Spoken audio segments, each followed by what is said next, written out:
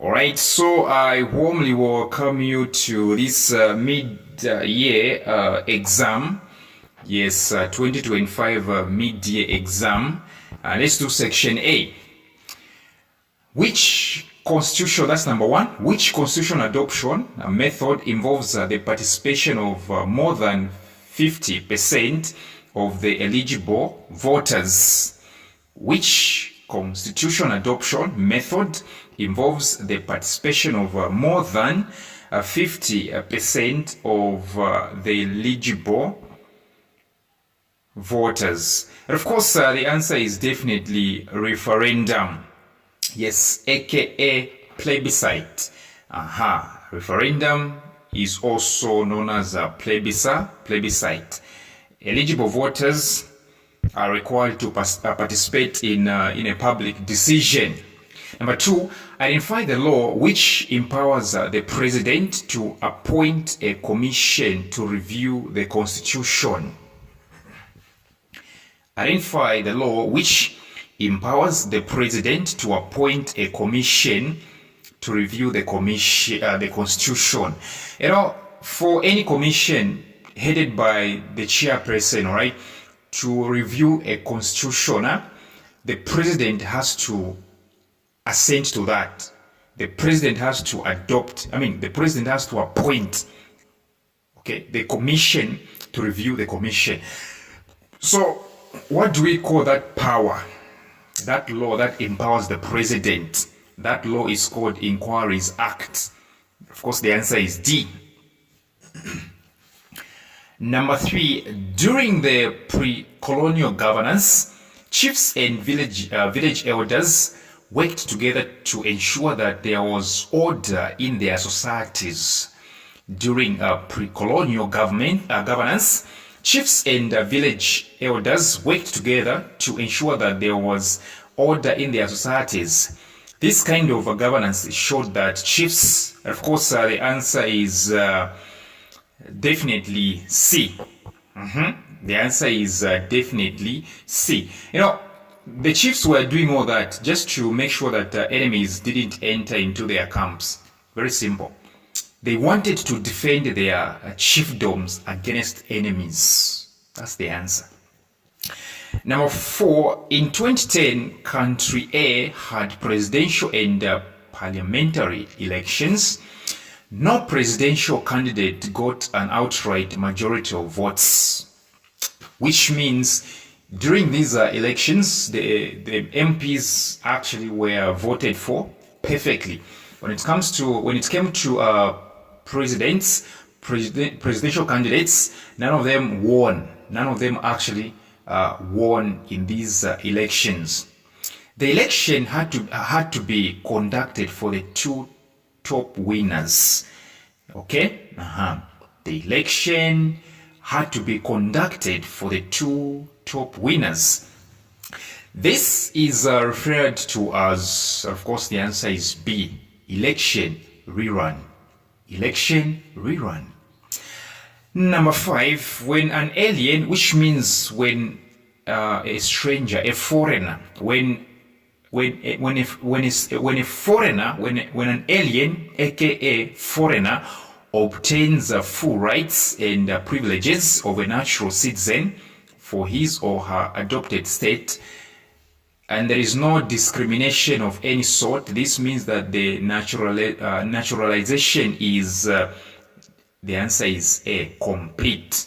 Imagine you go to America, you obtain your citizenship as a naturalized citizen, and you are able to participate in all the national activities in America, political activities and everything, just like the person that was born in America. Just like the person that was born in America.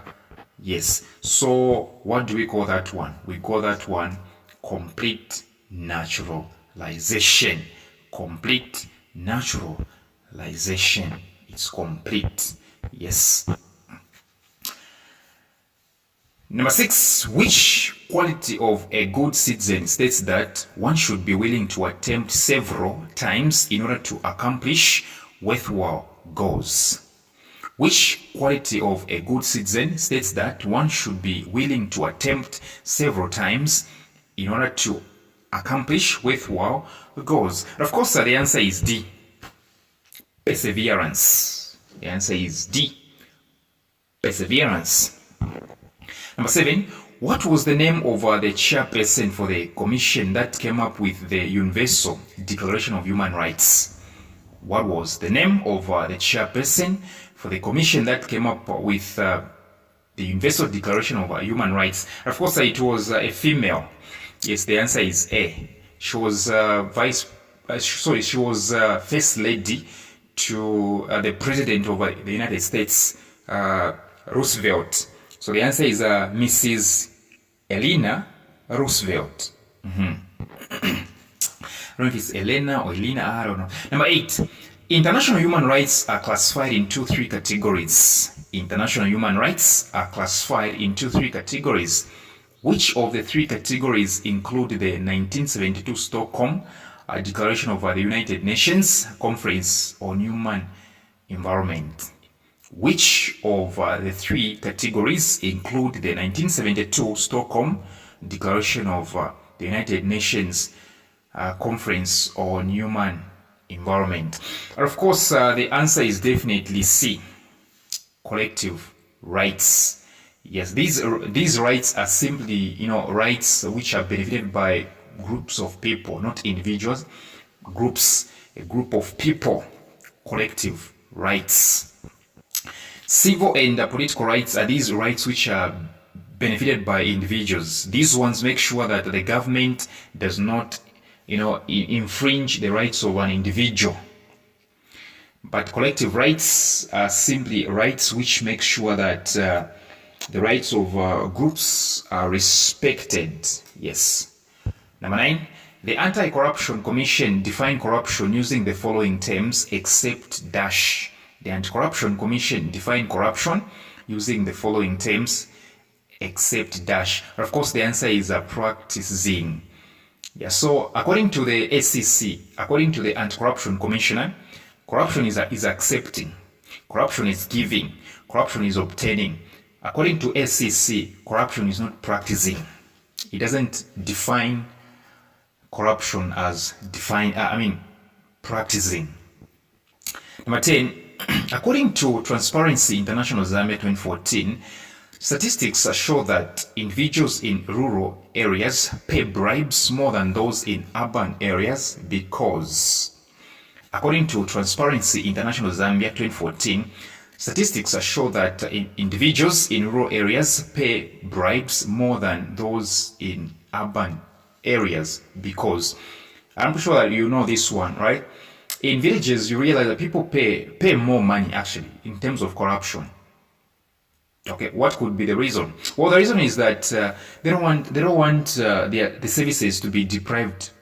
Okay, they don't want to be deprived of services. They fear that if they don't pay, you can go to the villages, okay, and order them to pay. Whatever money you think of, they'll pay. Reason being, services in villages are very much scarce. Services are not a lot in the villages. So villagers fear that if they don't pay you, okay, you won't give them services.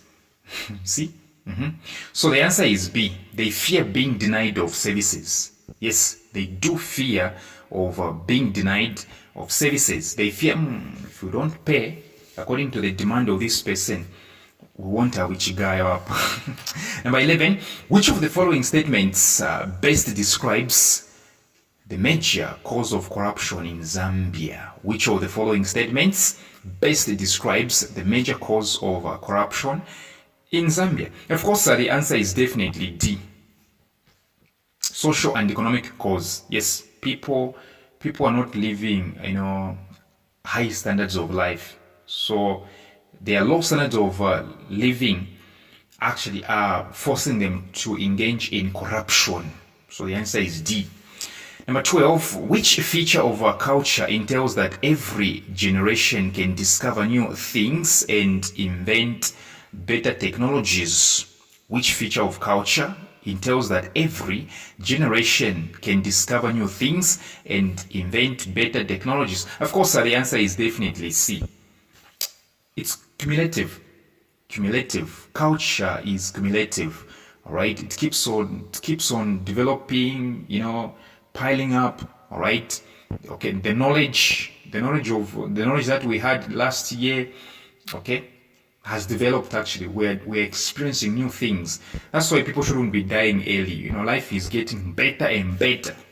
Number 13, dash refers to the sharing of culture across countries.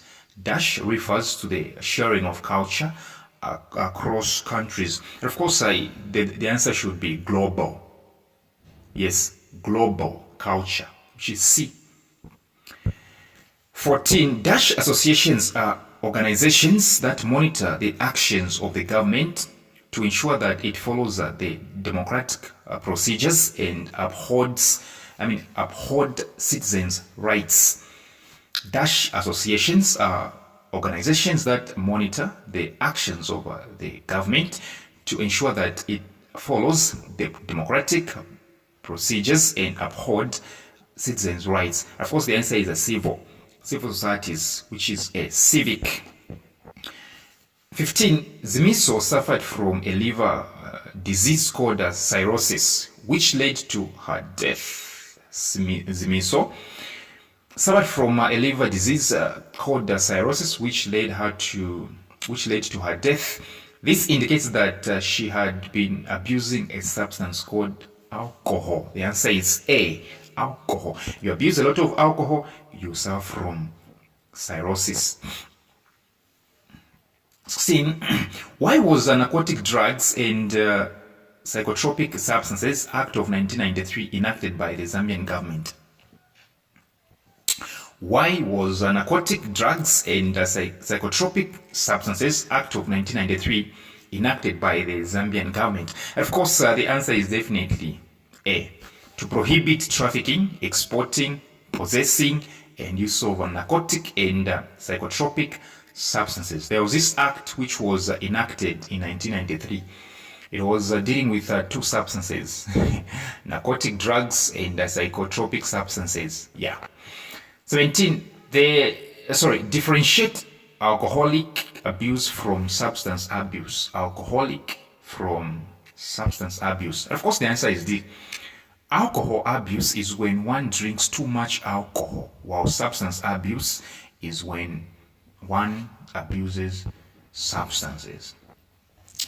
18. The International Bill of Rights that deals with issues of women is referred to as the dash. The International Bill of Rights that deals with issues of women is referred to as dash. And of course, the answer is C. The answer is definitely C. Convention on the Elimination of all forms of discrimination against women. Convention on the Elimination of all forms of discrimination against women. CEDAW. 19. The provisions of the African Charter are a reflection of the United Nations UN human rights instruments. The provisions of the African Charter are a reflection of the United Nations human rights instruments. On which traditions are they based on? Of course, they are based on, the answer is A, African traditions. You come from WhatsApp tuitions, right? We learn all this stuff, all right? Come so that you experience the best experience. Number 20, which of the following is not a state obligation? In short, which of the following is not the duty of the state?